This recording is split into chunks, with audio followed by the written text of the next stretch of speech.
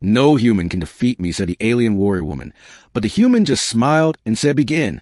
The battlefield was quiet, only the faint whisper of wind moving across the scorched earth. Two figures stood at the center, surrounded by a loose circle of spectators. Soldiers from both sides watched with bated breath. It was rare to see such a confrontation, a duel, between champions, one human and one alien.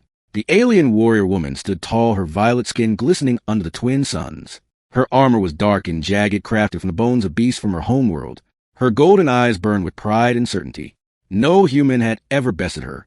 In all her years of war, she had crushed every opponent who dared face her. Her name was Vekra, and her reputation was legend. Across from her, the human stood calm and silent. He wore simple armor battered and worn from countless battles. His hair was dark and unkempt, his eyes steady and quiet. He carried no weapon in his hand and wore no special adornment. There was nothing extraordinary about him at first glance. No banners flew for him, no songs were sung in his name. Still he smiled as he faced her. "I am Vekra the Iron Claws," she declared, her voice carrying across the field. "No human can defeat me." The human tilted his head, slightly, his smile never faltering. "Begin," he said. Vekra roared and launched forward, her speed stunning even those who knew her well. Her blade flashed toward the human, intent on ending the battle before it even began. She aimed for his heart, a strike that had felled giants. The human moved with a grace that seemed impossible for his size. He sidestepped the blow as easily as one might step around a puddle. Vekra snarled, spun, and swung again. This time her blade screamed through the air toward his neck. Again the human dodged effortlessly, his body flowing like water around her attacks. Frustration flickered in Vekra's eyes. She pressed harder, unleashing a barrage of strikes meant to overwhelm any defense. Yet the human evaded them all, stepping forward, weaving through her attacks, like he had danced this dance 1,000 times before. "You mock me," Vekra hissed between strikes. The human only smiled again, his eyes calm as a still lake. Vekra summoned her full strength, her muscles coiling, her spirit burning. She feinted left and struck low, sweeping at his legs. The human did not jump. He did not dodge. Instead, he leaned into the attack, catching her wrist with his bare hand. Vekra's eyes widened in shock as he twisted, gently disarming her, without force, without violence. Her blade clattered to ground. For a moment, the battlefield was silent. It was not over. Vekra stepped back, drawing a second blade from her belt. She let out a guttural cry and lunged once more. The human caught her again, this time with both hands, locking her arms with impossible precision. It was not strength that stopped her.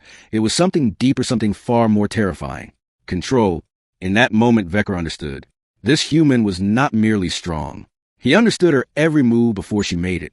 He read her like an open book, anticipating her intentions before they even fully formed in her mind. He stepped closer, forcing her to her knees without striking a single blow. Defeat washed over her like a crushing wave. The human released her and stepped back, giving her the choice to continue or yield. Vekra stayed on her knees, breathing hard, staring up at him with wide, disbelieving eyes. "Yield," he said, quietly, not as a command, but as an offer. Pride warred within her chest. She wanted to fight, she wanted to stand, but something in her heart whispered a different truth. "This is not weakness," the voice said. "This is wisdom." Slowly, she lowered her head in surrender. The spectators erupted into stunned murmurs. No one had expected it. Vekra had never yielded to anyone, not even her own people. The human offered her his hand. She stared at it for a long moment before taking it. He pulled her gently to her feet. "Who are you?" she whispered. He smiled that same simple smile. "A man who knows," he said, nothing more. That night, Vekra sat by a fire, her mind whirling with thoughts she could not silence. The human sat across from her, sharpening a small knife, casually, as if he had not just dismantled her in front of thousands. She had been raised to see humans as weak creatures, desperate, scrambling, and unworthy. Yet here sat one who had shown her not just strength, but something far rarer. Mastery. "What is your name?" she asked at last, unable to hold back her curiosity any longer. He looked up, meeting her gaze. "Daniel," he said. "Daniel," she repeated, the name foreign and strange on her tongue. He nodded once. "You are not like other humans," she said. "Maybe," he replied. "Maybe not." Silence stretched between them, not uncomfortable, but heavy with unspoken things. At last Vekra spoke again. "You could have killed me today," she said. "I could have," Daniel agreed. "Why did you not?" He shrugged lightly. "Killing you would have proved nothing," he said.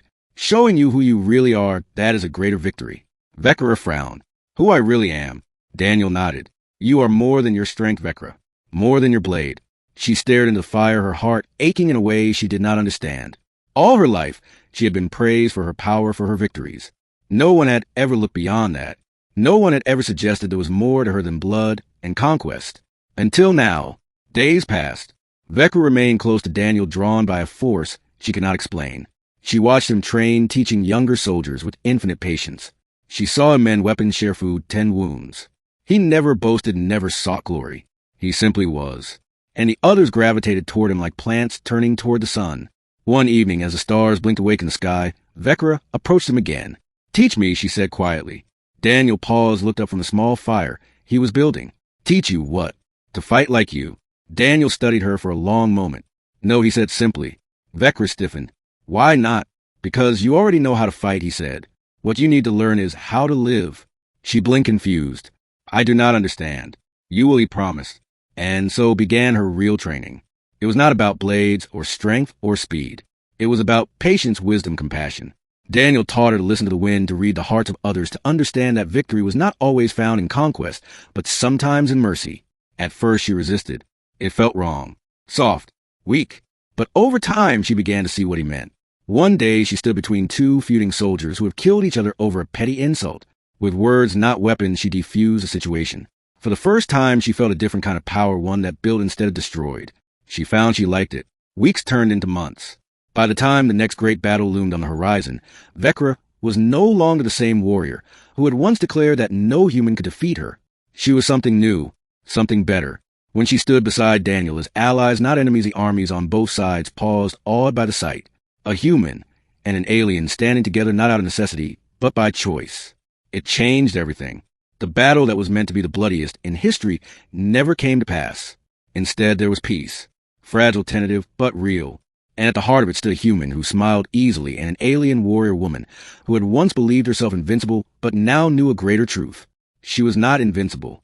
She was human too in her own way, and that made her stronger than she had ever been before. At night, as they sat side by side, watching the stars, Vekra asked him one final question.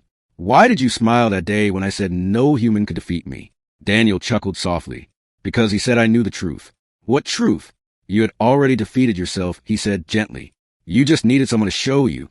She leaned against him, her heart at peace for the first time in her life. And together they watched the future unfold. Not in blood, but in hope.